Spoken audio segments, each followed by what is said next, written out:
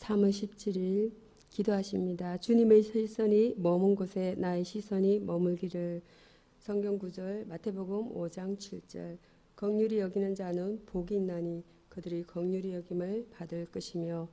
기도하십니다. 사랑하는 나의 아버지, 이렇게 맑고 아름다운 날을 주심에 감사합니다. 오늘 주님의 축복이 가득한 날이 되게 하시고 나로 하나님과 동행하는 하루 되게 하소서. 비록 충분히 자지 못하고 피로가 회복되지 못한 채로 다시 일터에 나와 있으나 나의 힘의 근원이 되시는 주님으로 말미암아 새 힘을 얻게 하소서. 이 아침에 하나님을 향하여 나의 시선을 돌리게 하소서. 나의 고통이 제일 크고 내가 제일 불쌍하고 내가 제일 어렵다고 생각하여 늘 쳇바퀴 돌듯 밝아지지 않는 나의 모습이 있다면 그 시선을 뜯어내어 주님께로 돌리게 하소서. 내 스스로가 우상이 되지 말게 하소서. 주님이 기뻐하시는 일을 위하여 나의 시선을 나보다 더 어려운 사람에게로 돌리게 하소서.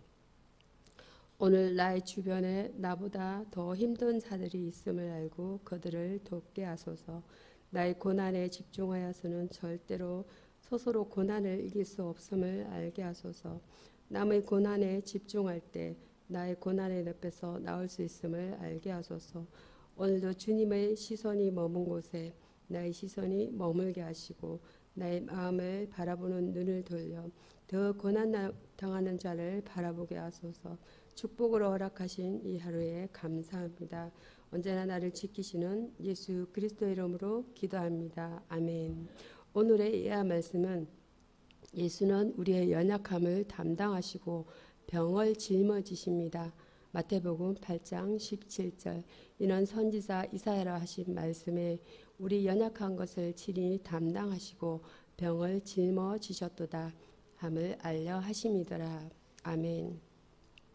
배너를 다시 한번 보았습니다. 역시 감동적이었습니다. 노예선으로 끌려가던 죄수들 중 몸이 약해서 쓰러진 사람은 물을 죽이는 그냥 사막 한복판에 버리고 갔습니다. 노예선에서 노를 젓다가도 병들면 바다에 버리는 것을 보았습니다. 사람은 쓸모 있을 때는 쓰고 약해지면 버립니다. 자기의 유익에 따라 생명을 평가합니다.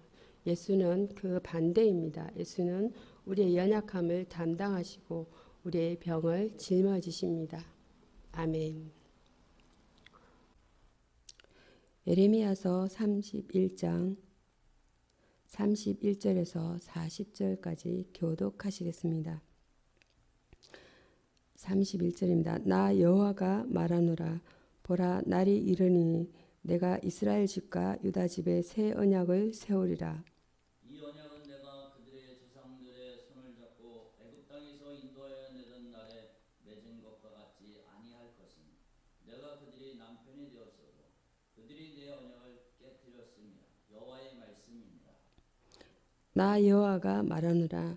그러나 그날 후에 내가 이스라엘 집에 새 언약은 이러하니 곧 내가 나의 법을 그들의 속에 두며 그 마음에 기록하여 나는 그들의 하나님이 되고 그들은 내 백성이 될 것이라. 그들이 다시는 각기 이웃과 함께 형제를 가리켜 이르기를 너는 여호와를 알라 하지 아니하리니 이는 작은 자로부터 큰 자까지 다 나를 알기 때문이라. 내가 그들의 악행을 사하고 다시는 그 죄를 기억하지 아니하리라. 여호와의 말씀이니라. 나 여호와는 해를 낮의 빛으로 주었고 달과 별들의 밤의 빛으로 규정하였고 바다를 격동시켜 그 파도로 소리치게 하나니 내 이름은 만군의 여호와니라. 내가 말하노라. 이 법도가 내 앞에서 폐할진대 이스라엘 자손도 내 앞에서 끊어져 영원히 나라가 되지 못하리라. 여호와의 말씀이니라. 나 여호와가 이같이 말하노라. 위로 하늘을 청량할 수 있으며 아래로 땅의 기초를 탐지할 수 있다면 내가 이스라엘 자손에 행한 모든 일을 인하여 그들을 다 버리리라. 여호와의 말이니라. 보라, 날이 이르리니 이 성은 하나님의 망대로부터 모퉁이에 이르기까지 여호와를 위하여 건축될 것이라. 여호와의 말씀이니라. 청량줄이 곧게 가렙산에 이르고 고아 방면으로 돌아 시체와 죄의 골짜기와 기드론 시내에 이르는 데까지와 동편 맑은 모퉁이에 이르기까지 모든 밭에 이르니 다 여호와의 성지가 되고 영원히 다시 뽑히거나 전복하지 아니하리라. 오늘의 본문 말씀은 예레미야서 31장 31절에서 저희가 34절까지 교독하였습니다만 오늘 말씀은 40절까지 내용으로 말씀을 전하겠습니다. 새 언약의 하나님이라는 내용으로 은혜를 나누겠습니다. 우리가 하나님의 계명을 잘 준수하면 하나님의 청량할 수 없는 축복이 우리와 함께 한다는 것입니다. 보호자이신 하나님이십니다. 하나님이 나의 보호자 되실 때 바벨론 원수의 지배와 박해를 이길 수 있다라는 것이에요. 첫 번째는 창조의 하나님이십니다. 이사야서 60장 21절과 64장 8절 내용이 되겠습니다. 하나님은 우주를 창조하였을 뿐 아니라 섭리하시는 하나님이시다는 것입니다. 두 번째로는 구원의 하나님이십니다. 이사야서 59장 16절 하나님은 과거의 죄에서 현재의 환난에서 미래의 사망 권세에서 우리를 구원하신다라는 것입니다. 시편 44장 3절 말씀이 되겠습니다. 사랑의 하나님이십니다. 그는 목자와 같이 양무리를 먹이시며 어린 양을 그 팔로 모아 품에 안으시며 안전한 곳으로 인도하실 것입니다. 사랑의 하나님은 아가서 8장 3절 내용입니다. 젖먹이는 어머니가 어린아이를 그 품에 안아주듯이 하나님은 우리를 그의 사랑의 품에 안아주시겠다고 약속하셨습니다. 이를 기억하고 하나님의 자녀다운 삶을 살도록 힘써야 하겠습니다. 임마누엘의 하나님이십니다. 하나님이 어떤 분이신가? 임마누엘 하나님이십니다. 나와 함께 하시는 하나님은 나의 일구수 일투족을 속속들이 다 아신다라는 것입니다. 첫 번째는 인생의 요구를 아신다는 것이에요. 마태복음 6장 31절입니다. 마태복음 6장 8절에 구하기 전에 너희 쓸 것을 하나님 너희 아버지께서 아시느니라고 하셨습니다. 두 번째로는 미래를 다 아십니다. 시편 46편 10절과 시편 139편 1절에서 2절이 되겠습니다. 그러므로 우리는 앞길을 모두 그에게 맡겨야 한다는 것입니다. 시편 37장 5절 내용이 되겠습니다. 우리에게 새로운 길을 허락하시고 새 피조물의 삶을 살도록 허락해 주신 하나님께 감사해야 한다는 것입니다. 여기에서의 주제어는 언약입니다. 베리트와 디아데케입니다. 하나님과 하나님의 백성들 사이에 맺어지는 언약의 모든 조건들은 하나님에 의하여 주권적으로 결정된다라는 것입니다. 그리고 그의 언약을 예수 그리스도를 통하여 성취시키셨다고 말씀하고 계십니다. 이어서 전해드릴 말씀은 시편이 되겠습니다. 시편 51장입니다.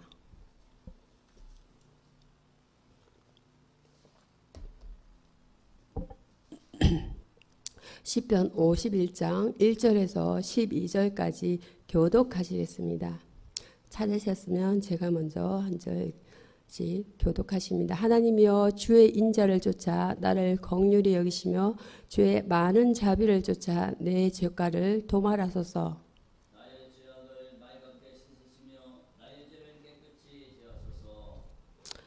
대저 나는 내 죄가를 아오니 내 죄가 항상 내 앞에 있나이다.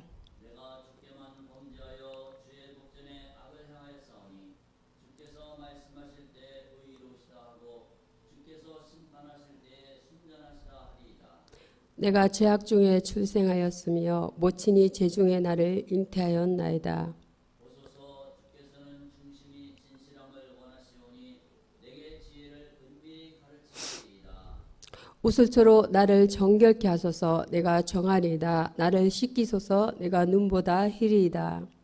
내게 즐겁고 기쁜 소리를 들려주시사 주께서 꺾으신 뼈들도 즐거워하게 하소서.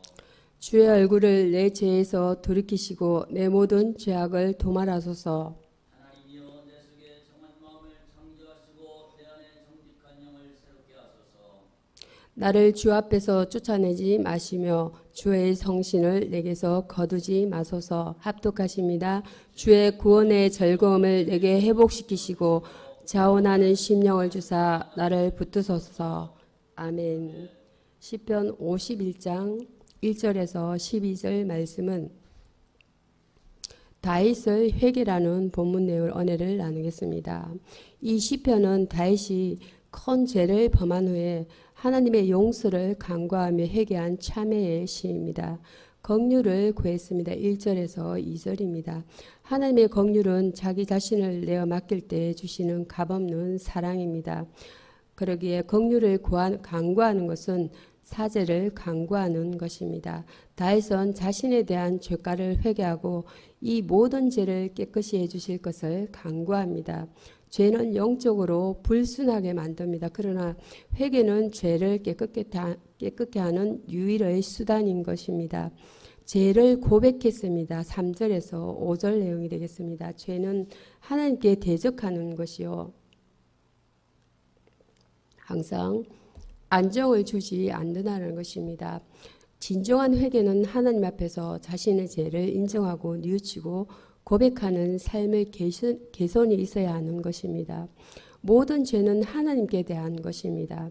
하나님이 나의 죄를 판단하실 때 모든 불의에서 놓여질 수 있다는 것입니다. 우리는 우리의 모든 죄는 하나님께 내놓아야 한다는 것입니다.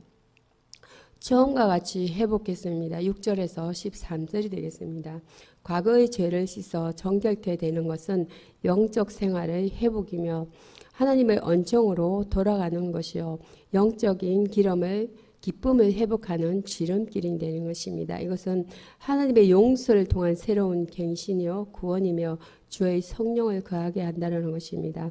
그때 우리들에게 새로운 마음이 성리가 있다는 것입니다. 성리는 곧 자유이며 기쁨입니다. 우리의 죄에 대한 고백과 회개는 하나님의 언총을 구하는 것과 자녀로 회복됨을 의미하는 것입니다. 여기서 회개라는 것은 쉬워 보입니다. 메타노에오. 첫째, 마음의 변화. 둘째, 후회나 양심의 가책. 셋째, 윤리 종교적 의미에 있어서 죄로부터 하나님을 돌이키는 것 등을 여러 개념들을 함축하고 있다는 것입니다. 이어서 전해드릴 말씀은 신약 성경이 되겠습니다. 신약 성경 히브리서입니다. 히브리서 5장 5절에서 10절 말씀 합독하십니다.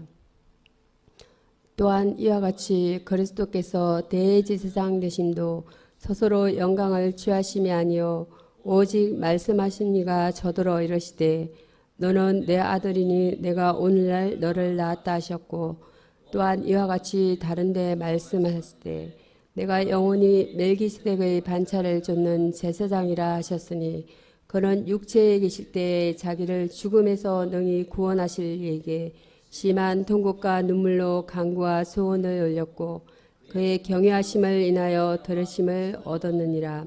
그가 아들이시라도 받으신 고난으로 순종함을 배워서 온전하게 되었은즉 자기를 순종하는 모든 자에게 영원한 구원의 근원이 되시고 하나님께 멜기스덱의 반차를 쫓은 대제사장이라 칭하심을 받았느니라.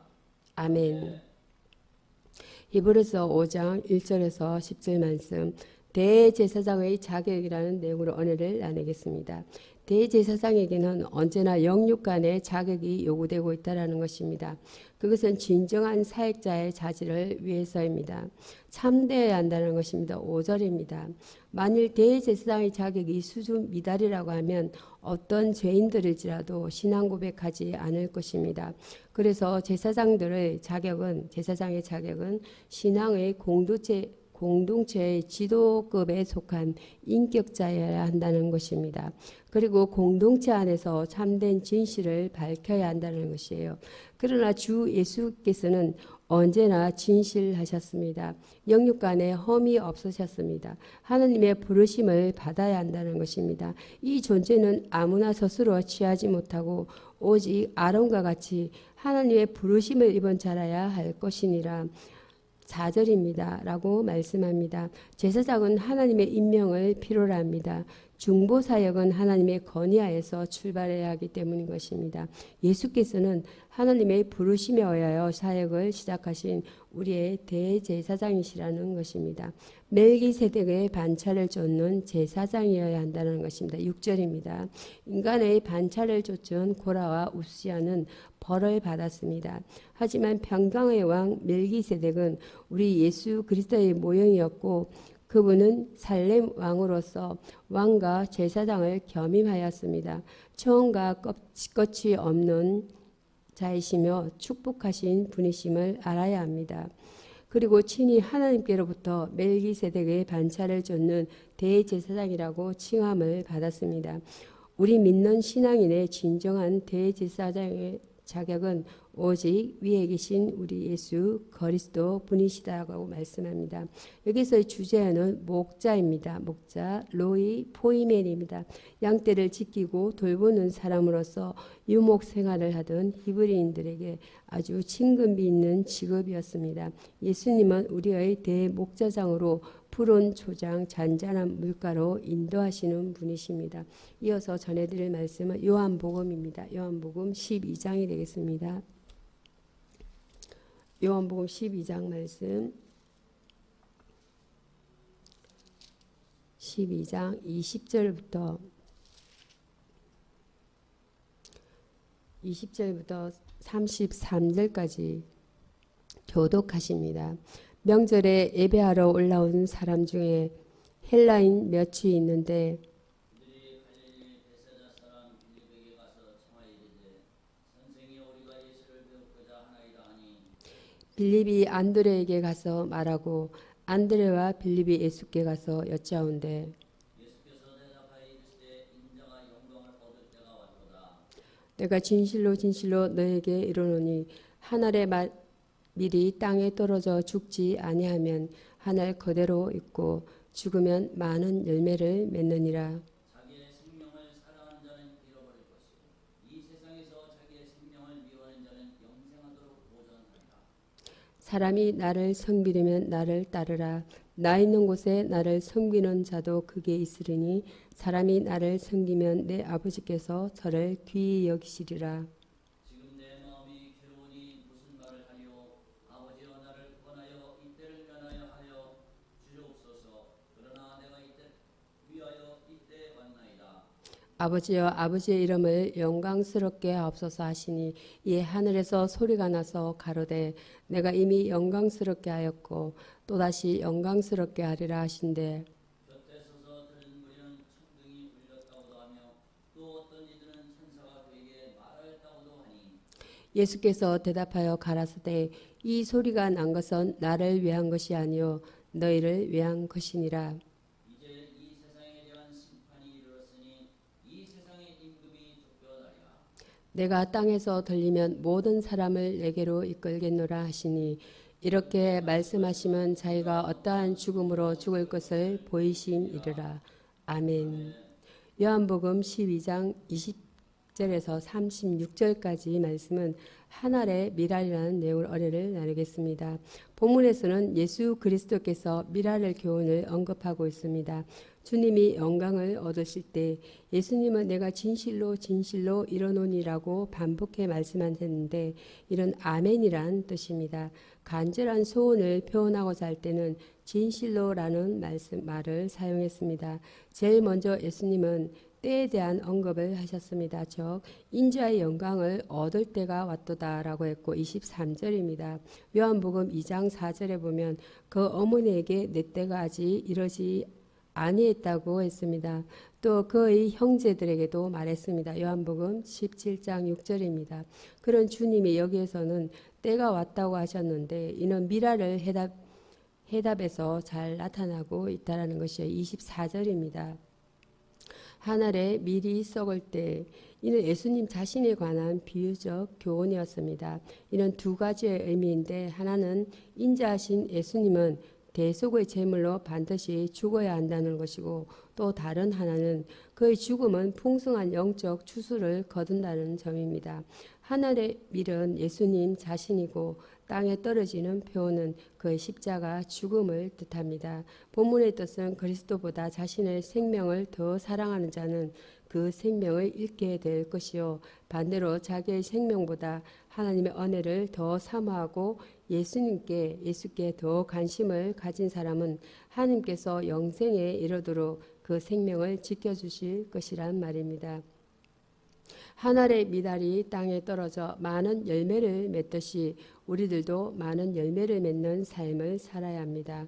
여기서의 주제어는 헌신입니다. 셀프 디보션입니다. 어떤 일에 자기 이해관계를 떠나 희생적으로 몸과 마음을 바쳐 힘을 쓰는